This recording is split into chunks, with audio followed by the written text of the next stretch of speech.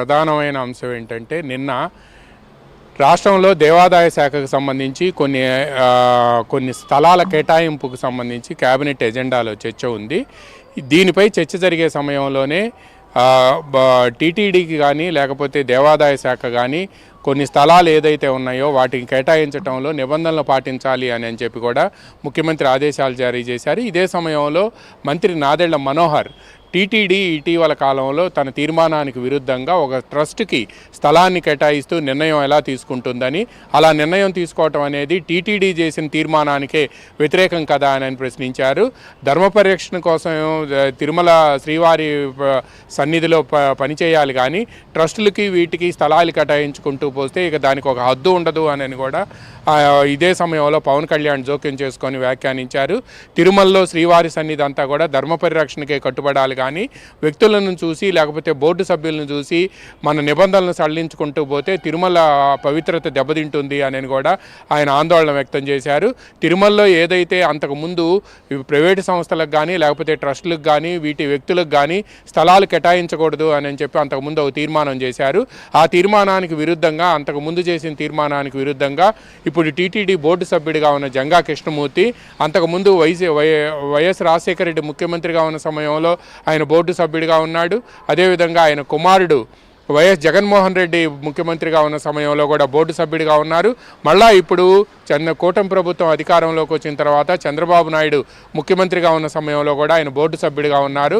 అందువలన బోర్డు సభ్యుడికి ప్రత్యేకమైన హక్కులు ఏమైనా ఉంటాయా, ఆ విధంగా ఎలా నిబంధనలు సడలిస్తారని చెప్పి నాదెళ్ల మనోహర్ లేవనెత్తిన ప్రశ్నపై పవన్ కళ్యాణ్ కూడా దీనిపై స్పందించారు. ఈ విధంగా చేయటం మంచిది కాదు అని, దీనిపై తగిన చర్యలు తీసుకోవాలి అని కూడా చెప్పారు.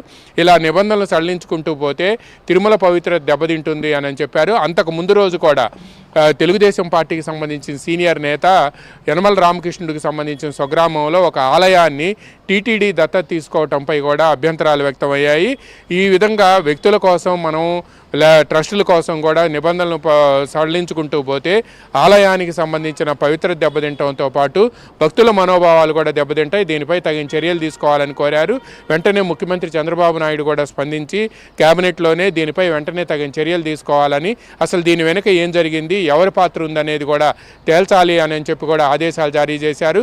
అసలు ఈ ఓం నమో వెంకటేశాయ ట్రస్ట్ ఎవరిది, జంగా కృష్ణమూర్తికి దీంతో ఉన్న సంబంధం ఏంటి అనే అంశానికి సంబంధించి కూడా ఆరా తీయాలని ఆదేశించారు. అన్ని వివరాలు కూడా తన ముందు ఉంచాలని చెప్పారు. తిరుమల తిరుపతి దేవస్థానం పాలకవర్గం అంతకుముందు చేసిన తీర్మానానికి విరుద్ధంగా ఇప్పుడు మళ్ళా ఒక ట్రస్టుకు ప్రత్యేక కేసుగా స్పెషల్ కేసుగా ట్రీట్ చేస్తూ పాలకవర్గం తీర్మానం ఎలా చేస్తుందని, ఆ తీర్మానాన్ని ఆమోదించాలని రాష్ట్ర ప్రభుత్వానికి పంపటం ఏమిటని కూడా ముఖ్యమంత్రి చంద్రబాబు నాయుడు కేబినెట్లో ప్రస్తావించారు.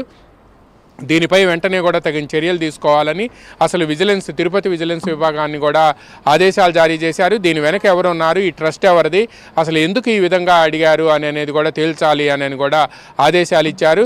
ఈ పైగా నిబంధనలకు విరుద్ధంగా అంతకుముందు చేసిన తీర్మానానికి విరుద్ధంగా ఇప్పుడు దీన్ని స్పెషల్ కేసుగా ట్రీట్ చేయటం ఏమిటి అని కూడా ఆయన ప్రశ్నించడంతో పాటు నిబంధనలకు విరుద్ధంగా తిరుమలలో ఏదీ జరగకూడదు, అత్యంత పవిత్రమైన ప్రదేశంతో పాటు భక్తుల మనోభావాలు తిరుమల శ్రీవారిని కొలిసే అఖిలాండ కోటి బ్రహ్మాండ నాయకుడిని కొలిసే కోట్లాది మంది భక్తుల మనోభావాలను దెబ్బతినకుండా చూడాల్సిన బాధ్యత ప్రభుత్వంతో పాటు టీటీడీపై కూడా ఉంది అని కూడా ముఖ్యమంత్రి చెప్పడంతో దాదాపుగా అక్కడ స్థల కేటాయింపు ఏదైతే ఉందో దాది రద్దయిపోయినట్టే అని భావిస్తున్నారు.